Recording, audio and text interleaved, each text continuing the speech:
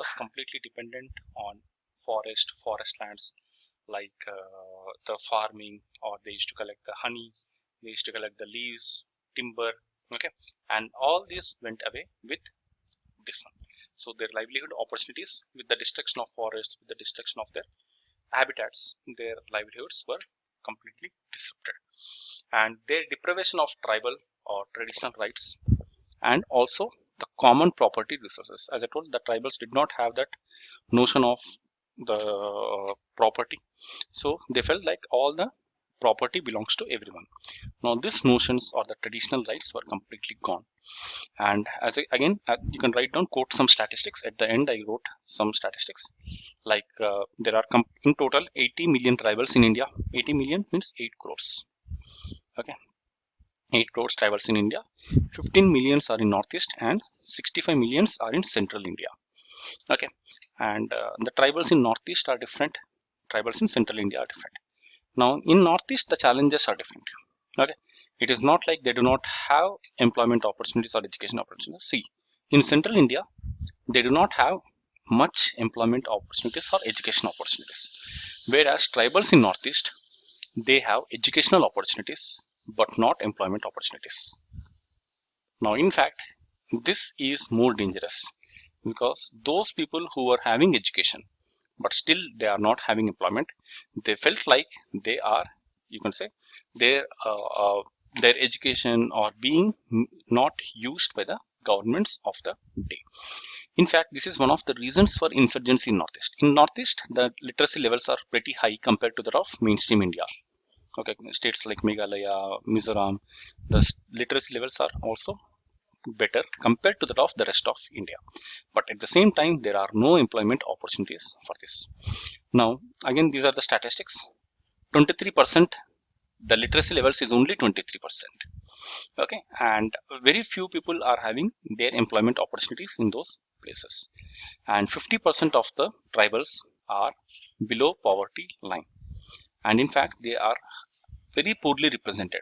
Now whatever statistic you take, okay, either in bureaucracy or in judiciary or in, you can say, politics, their representation is very poor, and this is one of the reasons that they felt that we are not represented properly. Our identities are being affected. And in fact, in addition to that, there are PVTGs we were discussing, particularly vulnerable tribal groups.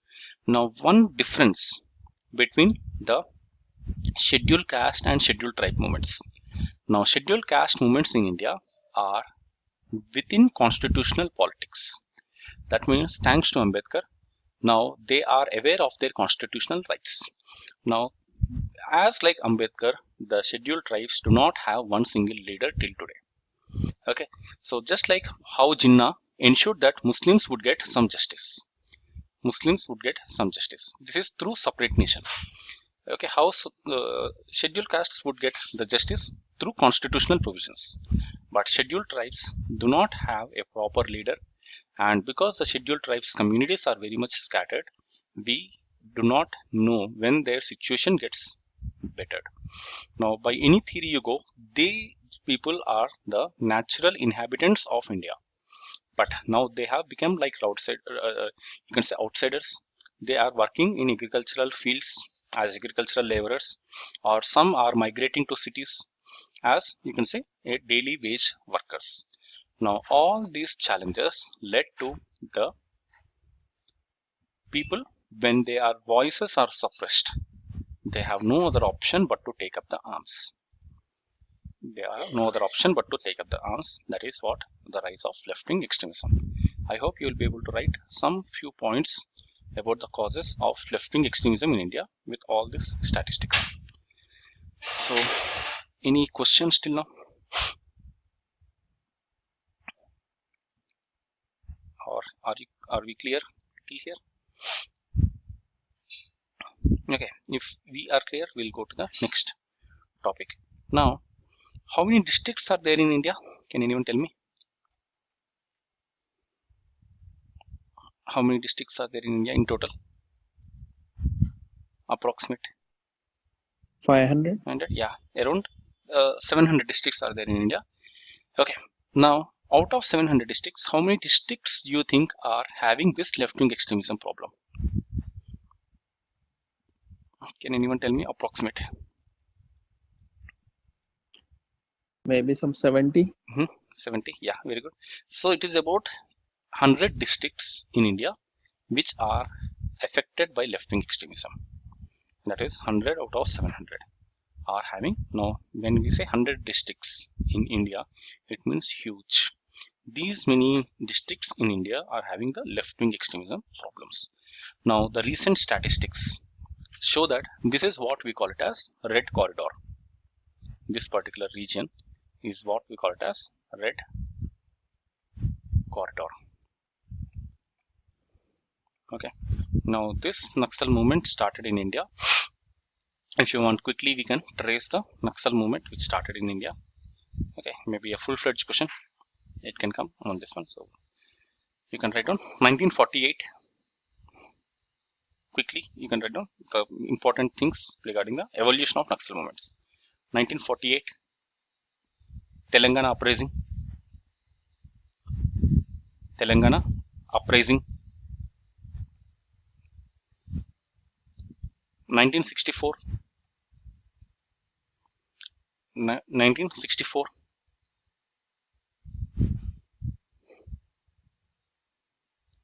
1964. CPIM. CPIM. Splits from CPI. CPIM. Splits from CPI.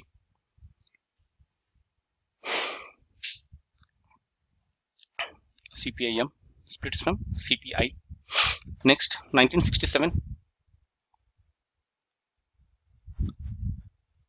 1967.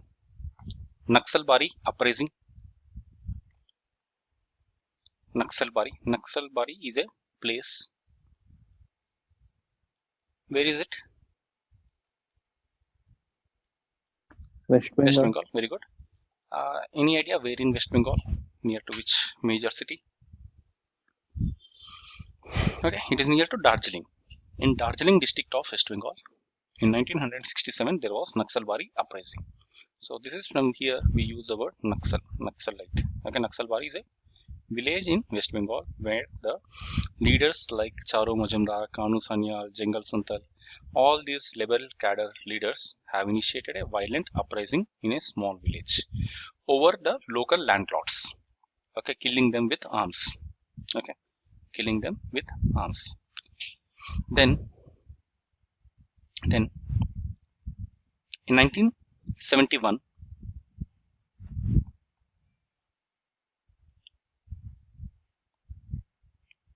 sorry, 1969, 1969,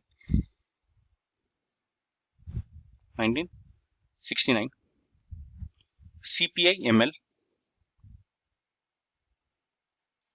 CPI in brackets ML, that is Marxist Leninist.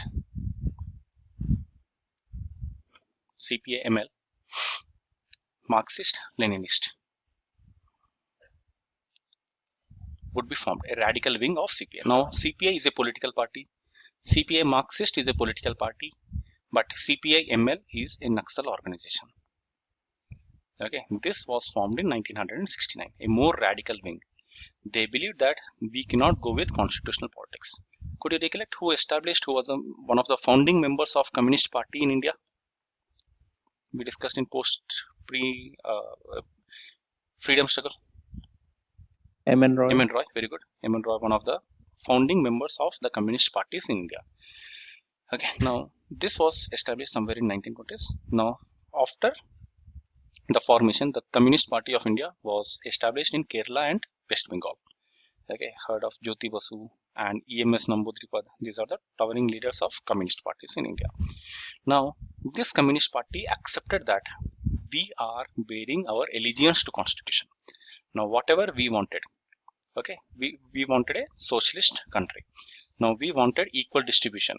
We wanted abolition of zamindari. We wanted the traditional rights to be, or the tribals to be protected. Okay, we wanted the foreign companies should not come into India. Now, all this what we wanted, we are going to do with the help of constitution. We will fight the elections, win the elections, and we are within the constitutional framework we are going to do. In the same way, CPI Marxist also said we will go whatever we want to do within the purview of constitution. These two are political parties, but whereas CPI-ML said we do not believe in constitution. Now, if you could recollect, our constitution is a very flexible document. Now, if you want whatever country you want, you can get within the constitution itself. Like if you want a socialist country, you can get. If you want a capitalist country, you can get. But two things are not permitted in our constitution. I hope I told you. What are the two things? Can anyone tell me? Two things which are not permitted under constitution. One is separation. Okay, if you want to exit from India, it is not permissible. If Kashmir wanted to exit, it is not permissible. If Nagaland wants to exit, it is not permissible. If Punjab wants to exit, it is not permissible. Separation is never permissible. And one more thing which is not permissible is violence. Okay, without using these two, you can do whatever you want within the constitutional framework. I hope it's clear that CPI and CPI-M accepted the constitution, whereas CPI-ML, CPI Marxist-Leninist, which was formed in 1969, said that we do not believe in constitution. We do not trust in the constitution because constitution itself is exploiting the people. That is why CPI-ML, after its formation, it said that I am going to go with a armed struggle, that is a violence. That is, unlike, see, in India also it was a socialist country. We were trying to reduce inequalities, we abolished Zamindari, okay, we abolished privy purses, but all this with the help of laws. But they did not trust in constitutional laws, so that's why they have taken up the arms. Now, after the custodial death of Charu Majumdar in 1971, this CPI-ML broke into various splits and mergers, various splinter groups, small and small groups. Of all these groups, okay, it started in West Bengal, and because West Bengal is a plain area, okay, they were attacked, and that is the reason many groups started and hiding in the jungles of Madhya Pradesh. Okay, they from here they started entering into the jungles of Madhya Pradesh, and from here recruiting the local tribals and waging the war against Indian state. Now, one important thing which happened in the history of this one is 2004, the two major splinter groups. One is CPI-ML. In 2004, the two important groups of this. One is called People's War Group and Maoist Communist Center.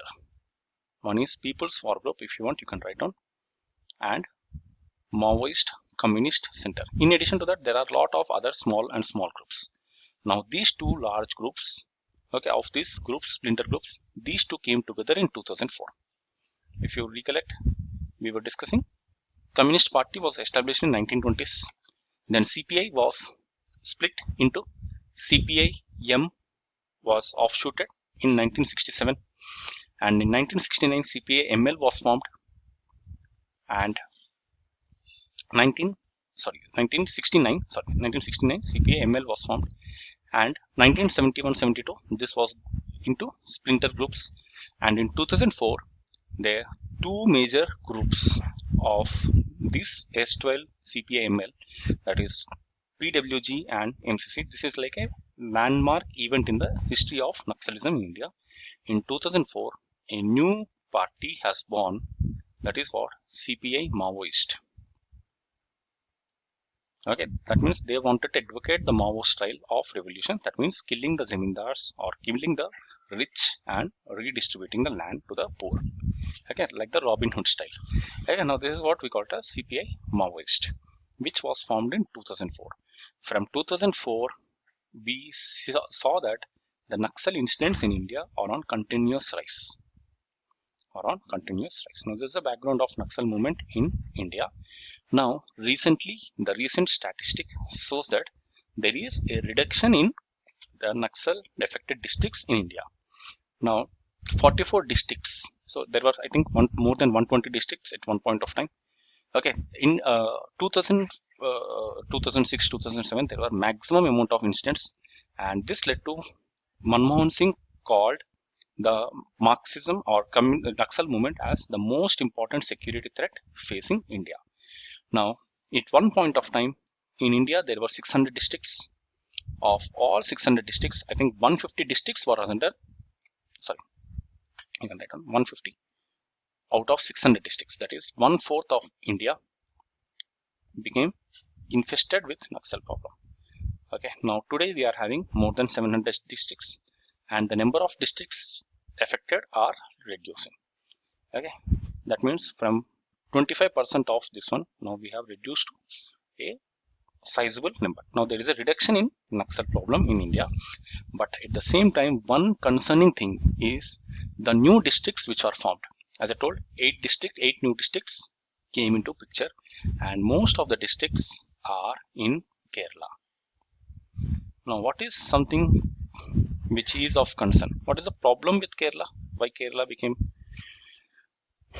okay? Why Kerala becoming a why parts in Kerala becoming part of this one is very concerning thing. Anyone tell me? What could be the reason?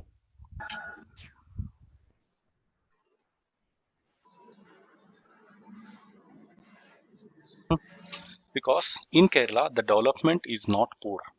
So if you see any other districts like Chhattisgarh or Jharkhand or Odisha, if they are taking up the arms, maybe we can say that it could be because of education, it could be because of lack of development, it could be because of employment opportunities. But people in Kerala are not like that. Maybe you know that it is one of the highest literacy rates in India. And also Kerala is not as backward as Jharkhand or Chhattisgarh. In fact, it is one of the most advanced states in human indicators in India. Now, this is a question which is now creating trouble to the policymakers whether development is a solution or not. Okay, whether development is a solution or not. That means when we talk about Naxal problem, only development cannot help. Okay, because we saw that whenever there is a poor development, okay, whenever there is a poor development, we saw there are rise in left-wing extremism. If there are no opportunities, there is a rise in left-wing extremism, there is a rise in insurgency, there is a rise in terrorism.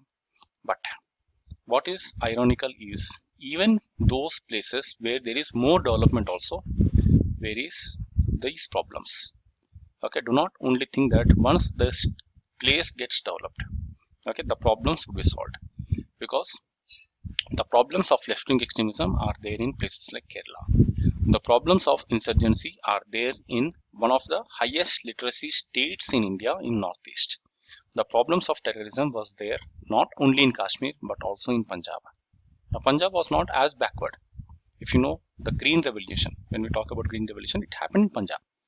Now, why the terrorism or Khalistan movement started in Punjab? This is what you have to learn the question. That means only development is not enough. Okay, or only using force is also not enough. Only using force also not enough. Only development is also not enough. There should be a policy which should be having a mix of both.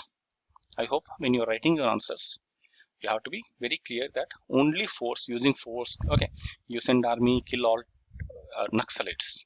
Okay, now this is not the end of solution. Why?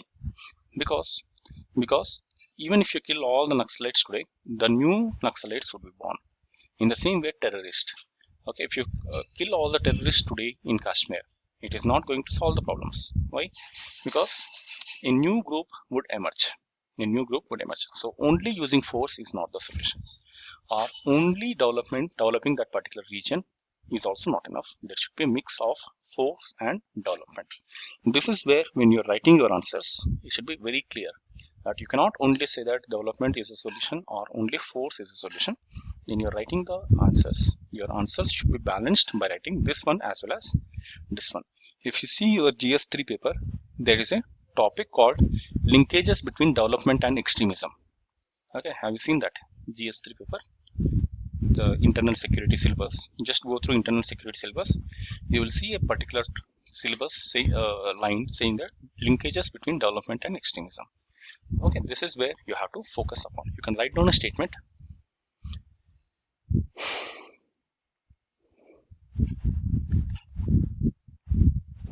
You can write down a statement. Okay, I'll put it in the box. Force is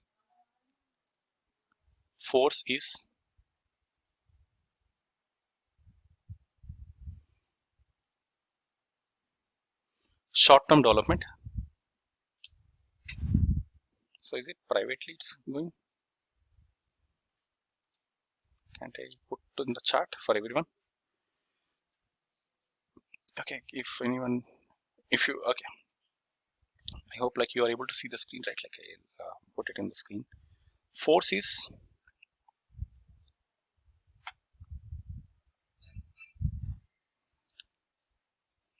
short-term development, while development is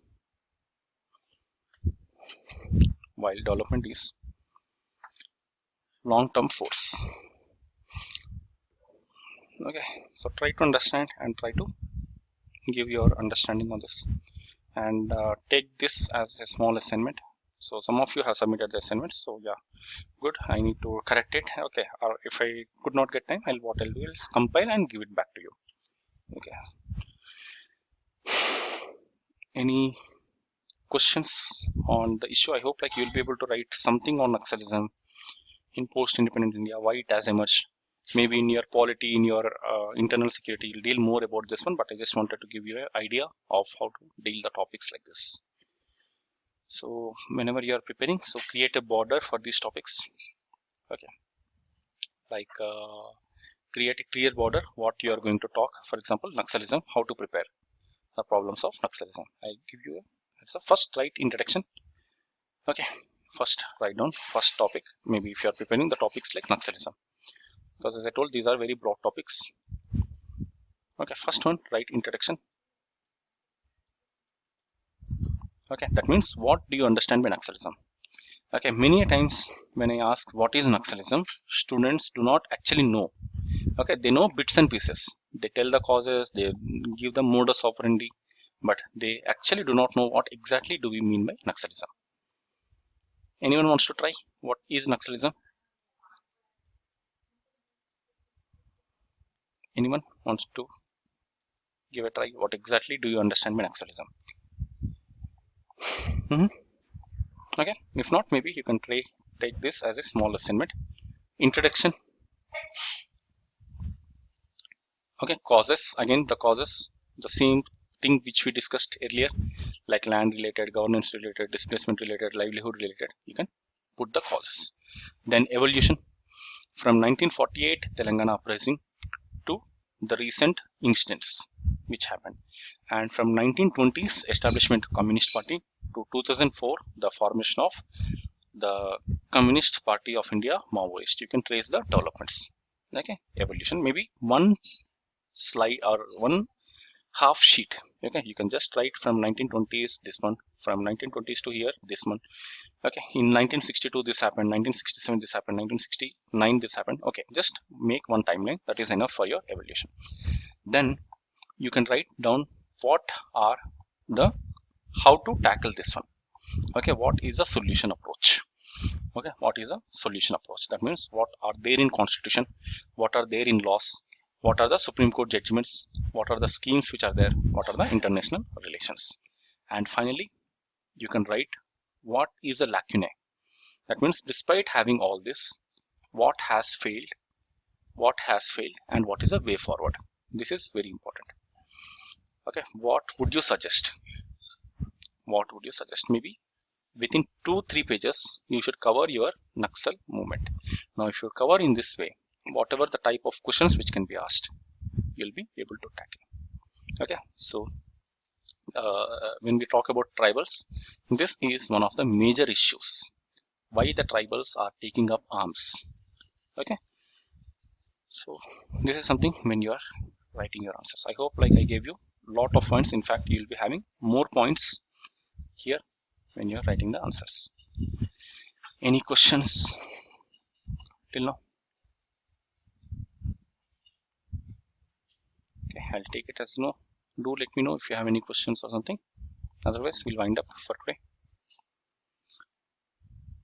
Okay, thank you then. Thanks you all for joining the call. Have a good day. Bye bye.